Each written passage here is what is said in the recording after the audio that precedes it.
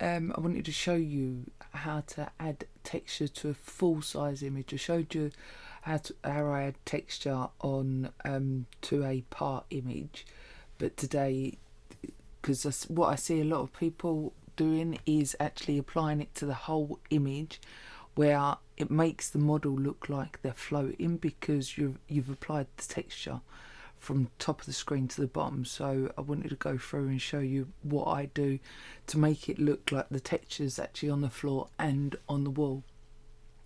So I'm going to use the same texture as what I used the other day. So how I do that, let's just escape that a second. I'll Command J it, so I've got two of them there. So the first one, let's Command T, and I'll stretch that to above. Now what you want to do is you want to bring the texture to where your backdrop would meet the floor. So to about there. And zoom out a little bit, and then bring it up over this side to bring that. So you've got your first texture that will be your backdrop. Then you want to add your second texture. What you want to do, Command T, is bring, oh no, wrong one, on this one. On that one, Command T, I'd bring that one down to meet this one.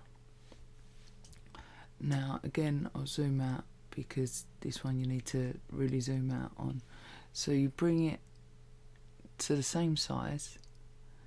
Then what I do is I go File, Transform, and then go Perspective, and then you grab the corner and you bring it so it goes the same direction as the floor. So if it should be around about there, you might want to bring it out a little bit more, just so it looks how it would do on a perspective. So bring that back up, into that, and obviously you can see that you've got the two textures there that you can see the join in them. Now what I would do, I'll wait for it to do its thing. I'd go back in, I'd probably go on this layer here and bring that down a little bit more. Oh, that one didn't line up properly there. And then what I would do is I'd add a layer to it, get a brush, and then I'll just soften the edges, go 30% opacity, turn it to black, and then just soften the edges so it kind of joins in together with the other one. And I'll do the same on the other image as well. You might need to paint some of this back in afterwards, but it's just so you don't get that solid line across the bottom. The way I do it, some images you might want it to have the solid corner, if you like. Put that on now.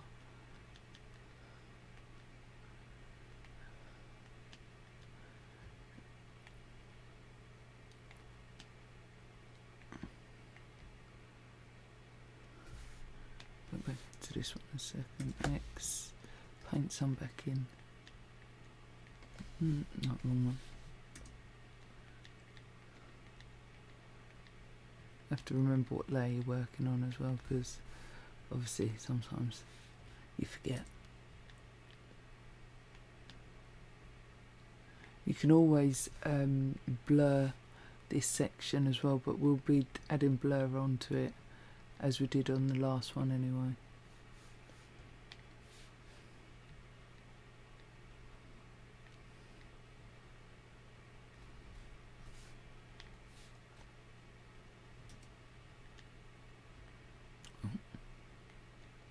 So as you can see, it's just blending it slightly, just so can't there's not too much of a strong line between the two of them. Oh, brush X.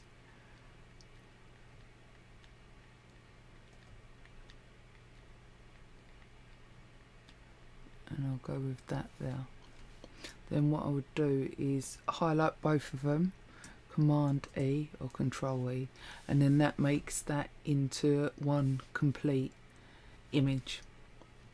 Then I'll do exactly the same as what I've done on the other images before, where you go in and basically you paint around the subject. Let's lower the opacity.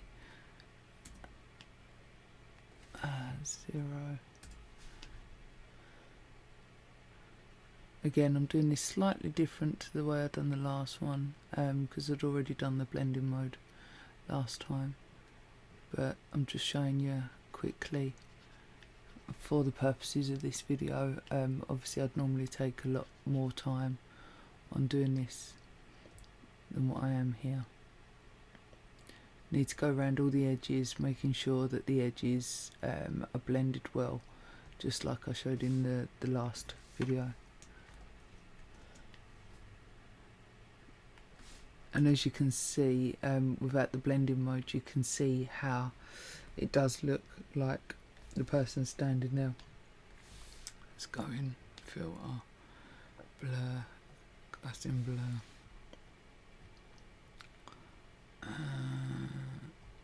Let's go back now. Let's have a look.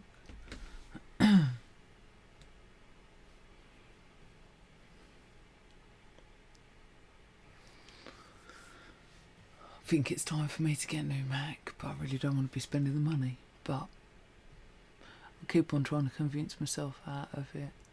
I've got quite a fast one here, and I'm not too sure. I never save my images directly onto my Mac. I always save them onto an external hard drive. However, something's going on with it, so it's not. So if you can see here now, I've got the texture in it, and it does look like it goes down to the floor, and then the floor comes towards you, so then it avoids the image looking like it's just one flat image where you've just applied the texture across the whole of the image. So that's how I do that. Give it a go, have a play, see whether you like it or not. Let me know your thoughts in the comments.